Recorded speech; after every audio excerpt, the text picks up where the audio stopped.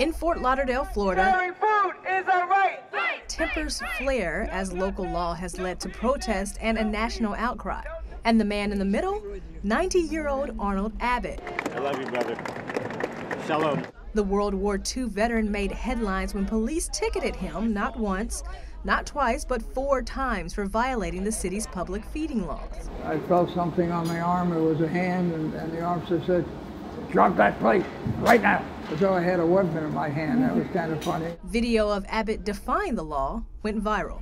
When we caught up with Abbott, he was preparing to hit the streets again with a fresh batch of meals. We don't serve the same food day after day. We serve different food. And well, we want to make sure the food is nutritious and delicious and pretty. Abbott has spent the last 23 years feeding and educating the city's homeless. It's a mission of love. Love is in our name. Love is what we do. Through a nonprofit called Love Thy Neighbor, he trains the homeless for jobs in the food business. For Abbott, it's not only a heart of compassion that motivates him, it's honoring the legacy of his late wife, who also dedicated her life to the poor.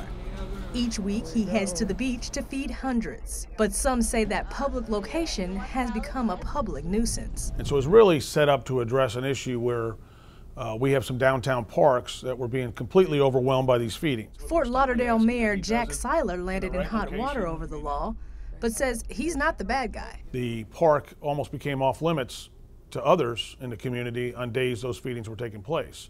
Families were complaining to us, children were complaining to us, people that wanted to visit the library were complaining to us. Seiler says groups are welcome to feed the homeless as long as they follow a few guidelines. Nobody passed any ordinance that restricted the homeless access anywhere in downtown. All we said, all right, in terms of feedings going forward, there are going to be, ideally we'd like them indoors. Ideally we'd like them to have restrooms. We'd like them to have a kitchen or something, bathrooms available, water, clean water available. That would be the ideal situation to host these feedings. Abbott and his supporters say those guidelines make it difficult for smaller charities.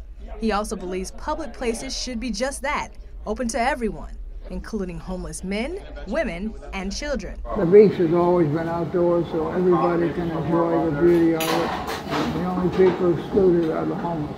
According to a report from the National Law Center on Homelessness and Poverty, anti-homeless laws have passed in more than 180 cities across the U.S. since 2009. Just a few hours north, Orlando restricts begging. In California, Santa Cruz bans sitting or lying down in public sidewalks. Critics of the so-called anti-homeless law say something as simple as this, a city bench, can actually be manipulated by adding armrests and ridges, all in an attempt to inhibit sleeping in public.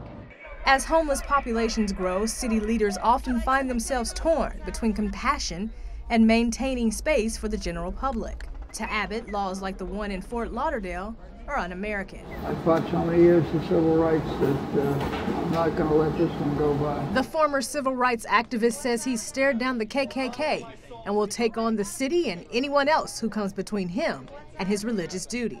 My right to feed my brother, to make sure that the hungry get fed. A fight he says he will continue until there is no longer breath in his body.